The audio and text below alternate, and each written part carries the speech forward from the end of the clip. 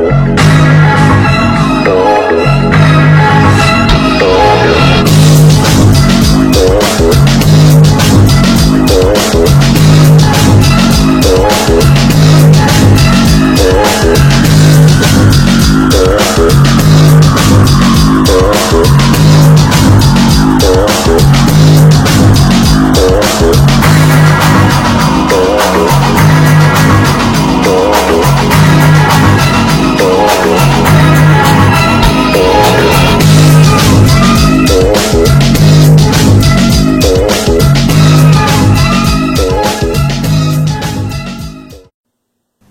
আসসালামু আলাইকুম, আদাব।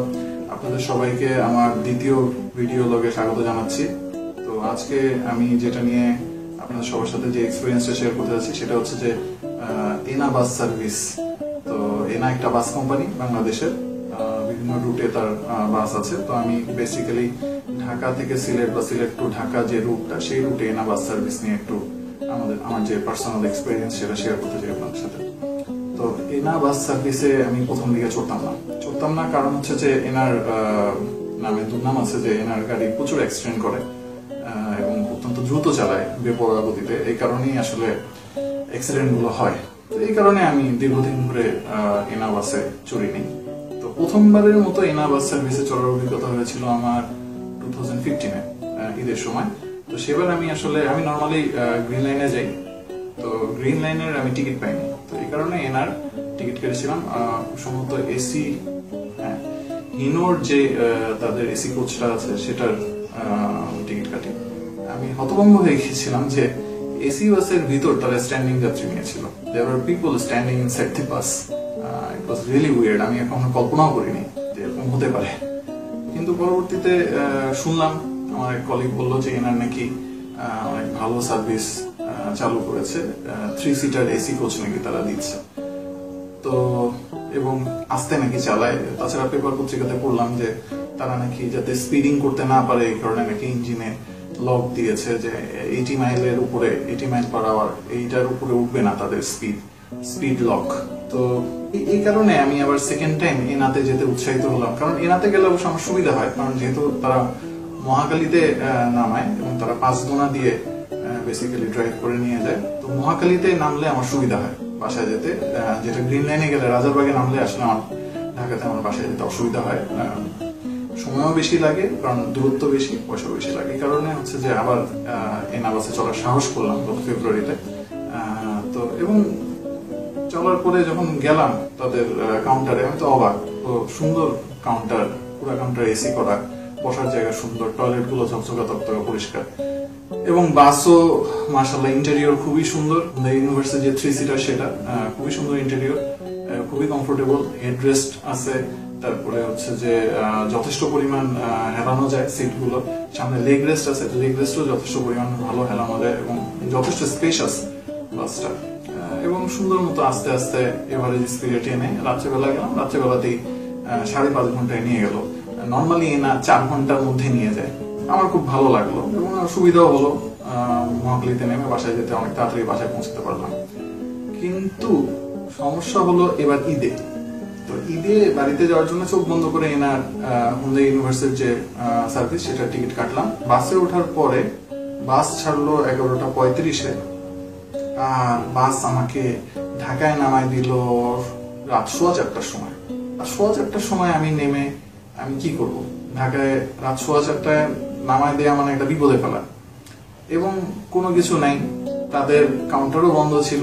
কাউন্টারের একপাশে যে গোডাউনটা, সেই গোডাউনের শাটার অর্ধেক উঠানো। সেখানে বসলাম কিছুক্ষণ, লোকজনও নাই। অত সকালে লোক থাকারও কথা না। বেশ কিছুক্ষণ ওয়েট করার পর 5টার দিকে আমরা সিএনজি নিই এবং সিএনজি নিয়ে বাসায় চলে আসি। আসার সময় যখন কাউন্টারে পৌঁছালাম, রাত 12:20-এ গাড়ি ছিল। তো কাউন্টারের যে টয়লেটের অবস্থা যাচ্ছে তাই।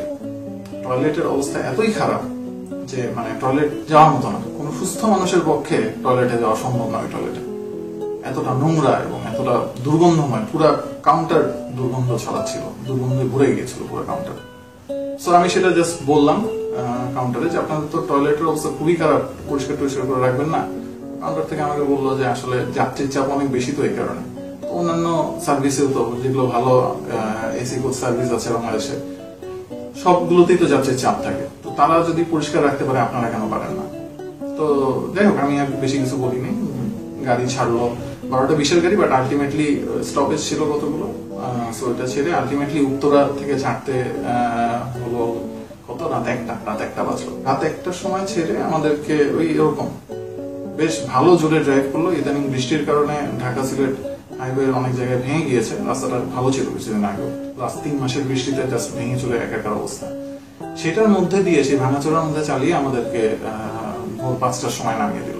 তাদের কাছে জীবনের চাইতে সময়ের মূল্য বেশি, আমি যেটা বুঝলাম। তো আমাদের কাছে না ভাই, আমাদের কাছে সময়ের চাইতে জীবনের মূল্য অনেক বেশি। তো আমাদেরকে পৌঁছায় দিলেন, সেটা ঠিক আছে, কিন্তু মেইন আমার যে অবজেকশন বা মেইন যে আমার যে অভিযোগ বা মেইন যে আমার কমপ্লেইন, সেটা হচ্ছে যে বাসে, এসি বাসে আপনারা এসি চালু করে রাখবেন। এসি বাসে উঠে যদি আমাকে কিছুক্ষণ পর বলতে হয় ভাই এসিটা অন করেন, এসিটা অন করেন, এটা খুবই বিরক্তিকর। কারণ হচ্ছে বাসের মধ্যে ওনারা ওঠার পরে আধা ঘন্টা পরেই এসি বন্ধ, লোকজন হাঁকাও শুরু করলো, এসি অন করলো, আবার এসি বন্ধ করে দিল। এভাবে বারবার এসি বন্ধ করে লোকজনের চিল্লাপাল্লা শুনে এসি অন করে, এভাবে মানে এরকম করতে করতে পুরো রাস্তা আমরা আসলাম। যাওয়ার সময় অপেক্ষাকৃত কম সংখ্যকবার তারা এসি বন্ধ করেছিল, বাট আসার সময় বাপরে বাপ কিছুক্ষণ পর খালি এসি বন্ধ। মানে এটা কেন আমি বুঝলাম না। আপনারা এসি বাসের মধ্যে এসি অন রাখবেন না, তো সাফোকেশন হয়, গরম লাগে। এটা কেন করলেন আপনারা বুঝলাম না। কয় টাকার তেল বাঁচান ভাই আপনারা? যাত্রীরা সবাই একটা ভালো কমফোর্টেবল সার্ভিসের জন্য এসি বাসের টিকিট কাটে গরমের মধ্যে। তো এখানে যদি এরকম এক্সপিরিয়েন্স হয়, এটা আসলে খুবই দুঃখজনক। আমি আপনাদের কাউকে বলছি না যে আপনারা এই বাস ইউজ করেন বা এই সার্ভিস ইউজ করিয়েন না, এই কথাগুলো আমি বলবো না। তবে আমি ব্যক্তিগতভাবে ভবিষ্যতে এই বাস সার্ভিসটা এড়িয়ে চলার চেষ্টা করব। এবং আমার একজন কাস্টমার হিসেবে, একজন যাত্রী হিসেবে আমার যে অভিযোগ আমি জানি, তাতে বাস কর্তৃপক্ষের আসলে কোনো কিছু যায় আসে না। আমার চ্যানেলের সাবস্ক্রাইবারের সংখ্যাও অতি সামান্য, গুটি কয়েক সাবস্ক্রাইবার। তবে আমি আশা করব যে আমার এই ভিডিও লগ থেকে আপনাদের একজনেরও যদি আমার এক্সপিরিয়েন্স শেয়ারিংটা থেকে আপনাদের একজনেরও যদি উপকার হয়, সেটাই আমার জন্য বড় পাওয়া, আমার ভিডিও সার্থক হবে সেক্ষেত্রে। Thank you. আপনারা সবাই ভালো থাকবেন, সুস্থ থাকবেন, নিরাপদে থাকবেন। আবার হয়তো কোনো বিষয়ে নতুন কোনো ভিডিও লগ নিয়ে আপনাদের সামনে আসবো। Thank you guys for watching this video. If you like this video, don't forget to share and subscribe. You can subscribe me by clicking on the red button under the video, and you can also subscribe me by clicking on the display picture appearing on your screen, and you can also check out my other videos which are currently appearing on your screen. Thank you very much.